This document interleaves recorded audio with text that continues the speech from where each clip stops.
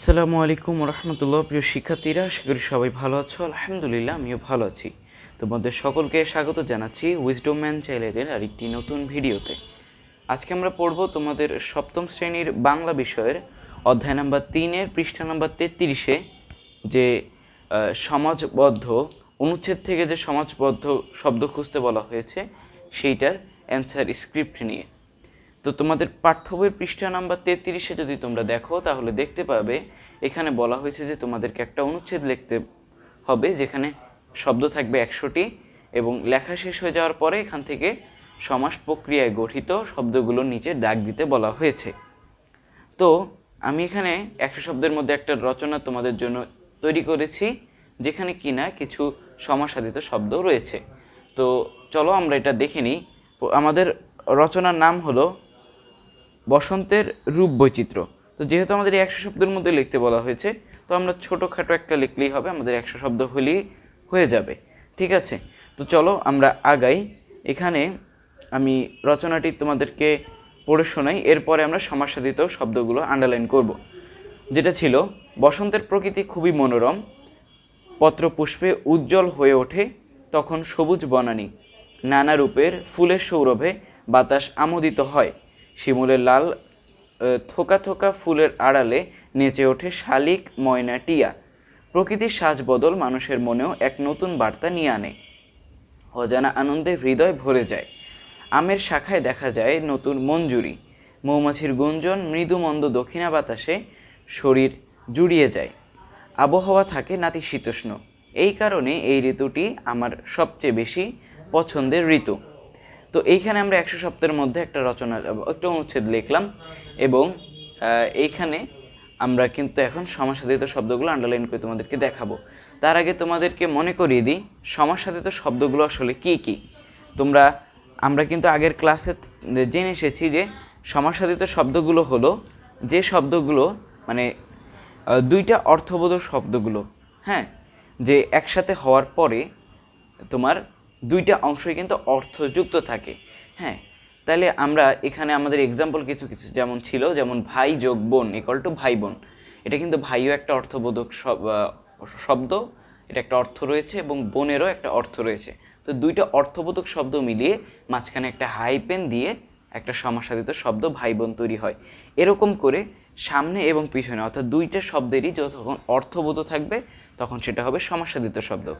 তাহলে আমরা এখান থেকে সেই শব্দগুলো বের করব যেগুলো কিনা প্রথম এবং দুইটা মানে প্রথম এবং এর পরেরটা দুইটা শব্দই অর্থবোধ থাকবে, হ্যাঁ, এবং হাইফেন অথবা একসাথে থাকে, কিন্তু বেশিরভাগ সময় হাইফেন থাকলে সেটা এক্স্যাক্টলি বোঝা যায় যে এটা তোমার সমাসাধিত শব্দ। তো এখন আমরা প্রথম থেকে দেখা শুরু করি। প্রথমে ছিল বসন্তের প্রকৃতি খুবই মনোরম। তো এখানে তোমাদের মনোরম মনে হতে পারে, কিন্তু না, মনোরমের মধ্যে দেখো মনোরম এখানে কিন্তু কোনোটাই কোনো অর্থ প্রকাশ করেন না। তো এর পরবর্তী লাইনে যদি যাই, পত্র পুষ্পে উজ্জ্বল হয়ে ওঠে তখন সবুজ বনবনানী। তো এখানে দেখো পত্র পুষ্পে, এখানে পত্র মানে হলো পাতা আর পুষ্পে মানে হলো ফুল। তাহলে এই পত্র পুষ্পে এইটা কিন্তু একটা সমাসাধিত শব্দ হতে পারে। ঠিক আছে, এখানে আমরা আন্ডারলাইন করলাম পত্র পুষ্পে উজ্জ্বল হয়ে ওঠে তখন সবুজ বনানী। এখানে বন এবং বনানী দুইটা অর্থবোধক শব্দ একসাথে হয়েছে, তো এটা আরেকটা সমাসাধিত শব্দ। এরপরে দেখো, এরপরে নানা আমোদিত হয়, এরপরে শিমুলের লাল থোকা থোকা ফুলের আড়ালে নেচে ওঠে শালিক ময়নাটিয়া, মানুষের বার্তা নিয়ে আনে, অজানা আনন্দে হৃদয় ভরে যায়। তো এইখানে আমরা প্রথম অংশে দুইটাই দেখলাম। এর পরবর্তীতে আমরা যদি শেষের দিকে যাই তাহলে আমরা দেখতে পারবো আমের শাখায় দেখা যায় নতুন মঞ্জুরি, মৃদু মন্দ। এই দেখো এখানে আরেকটা শব্দ আমরা পেলাম, মৃদু মন্দ। ঠিক আছে, দুইটা অর্থবোধক শব্দ। মৃদু মানে হলো হালকা আর মন্দ মানে হলো খারাপ, এমনি আমরা সবাই যেটা জানি। তো এইখানে এটা অর্থ বোঝাচ্ছে হলো হালকা ঝিরিঝিরি যে ঠান্ডা বাতাসটা আসে, দক্ষিণা বাতাস দক্ষিণ থেকে, সেটা হলো এখানে মৃদু মন্দ হিসেবে বোঝানো হয়েছে। এরপরে দেখো আবহাওয়া, আবহাওয়া আর একটা সমাসাধিত শব্দ, এবং আর একটা শব্দ আছে যেটা কিনা নাতিশীতোষ্ণ। নাতি মানে হলো না এবং শীত উষ্ণ, শীতোষ্ণ মানে হলো শীত ও উষ্ণ বা গরম।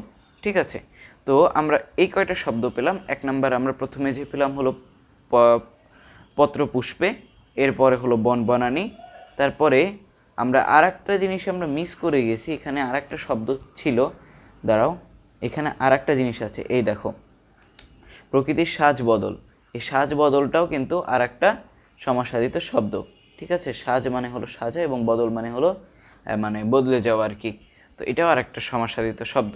তাহলে আমরা মোট পেলাম কয়েকটা শব্দ, তারপরে অজানা পেয়েছি, ঠিক আছে? এই যে অজানা, হ্যাঁ, এবং তারপরে হলো আবহাওয়া, নাতিশীতোষ্ণ, আর মৃদুমন্দ।